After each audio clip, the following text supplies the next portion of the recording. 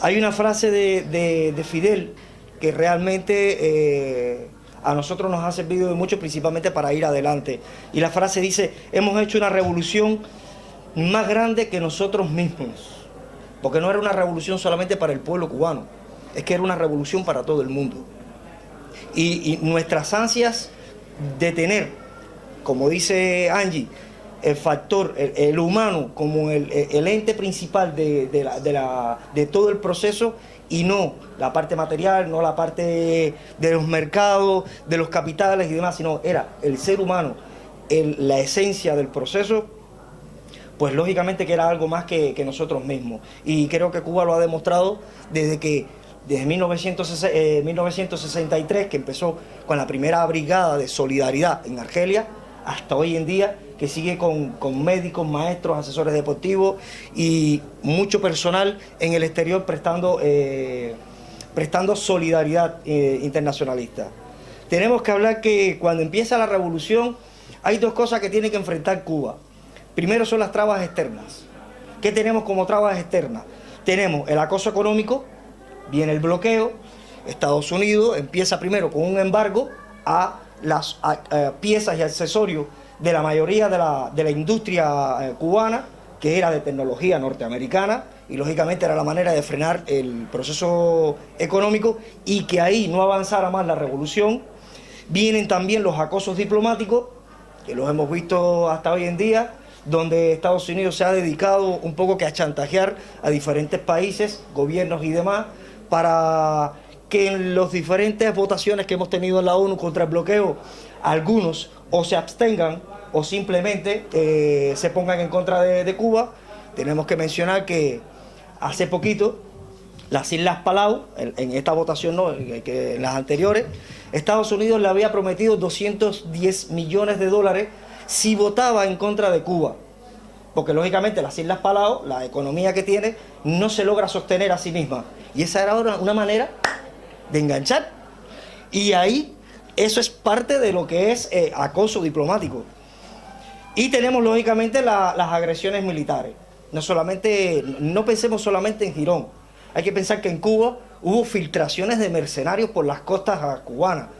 No podemos olvidar la lucha o lo que le llamamos nosotros los cubanos la limpia del Escambray. La zona central de Cuba, en Villa Clara, en las elevaciones del Escambray, ahí se asentaron principalmente, y en Pinar del Río, los mercenarios que se infiltraron por costas, y el objetivo era simplemente amedrentar a la población campesina y de los alrededores para que empezaran a colaborar con ellos en contra del proceso revolucionario, asustar a los maestros que estaban en el proceso de alfabetización en las lomas y demás, y un poco que poder mermar desde adentro de Cuba la propia revolución.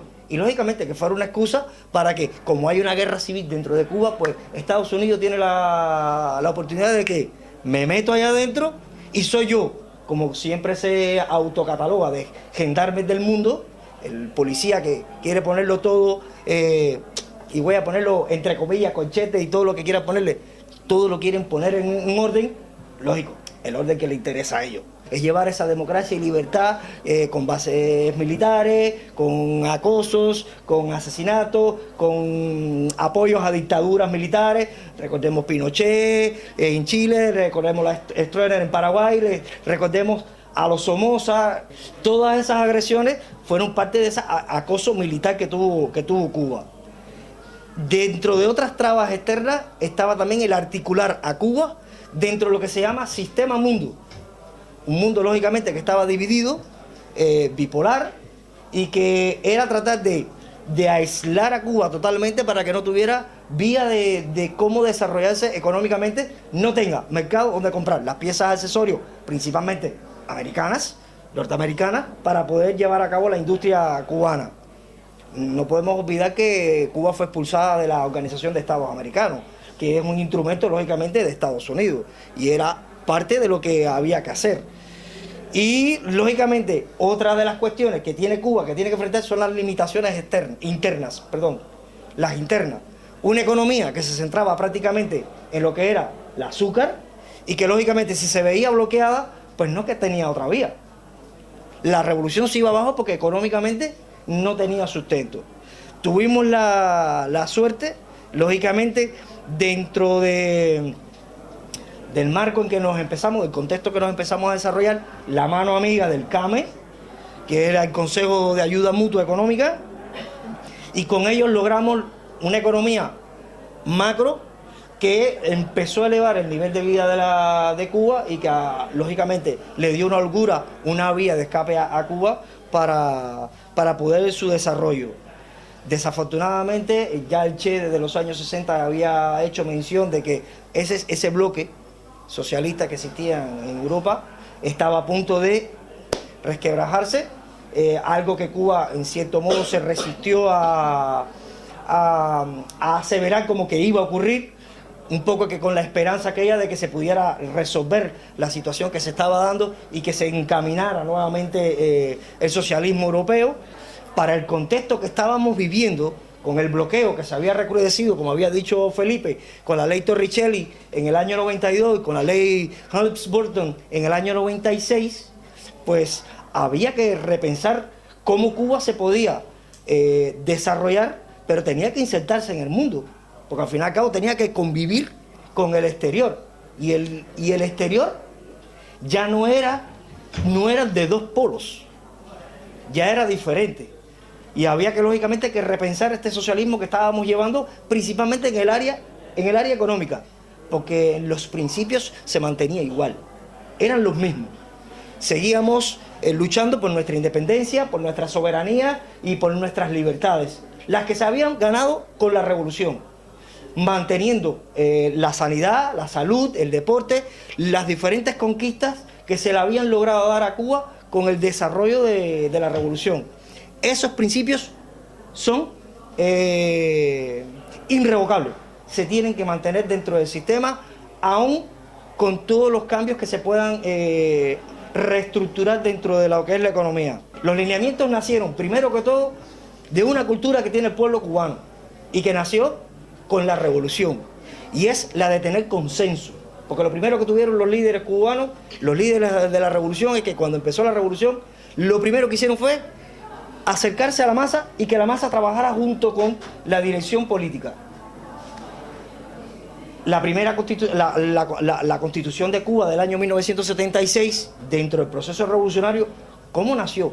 Nació del consenso de la población cubana. El 98% de la población participó en el referéndum que se hizo para la aprobación de la nueva Constitución. Y del 98%, el 97, un tanto que no recuerdo ahora, estuvo de acuerdo con esa Constitución.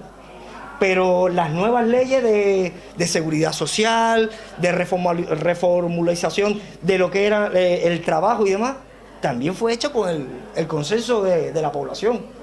No fue algo que vino y se implantó, sino al contrario, que hubo retroalimentación por parte de la dirección política, tuvo retroalimentación de la propia población. Tenemos que hablar que la reafirmación de la Constitución cubana como socialista también nació de un referéndum en la población. El cambio de la ley electoral en Cuba devino del consenso de la dirección política con la población.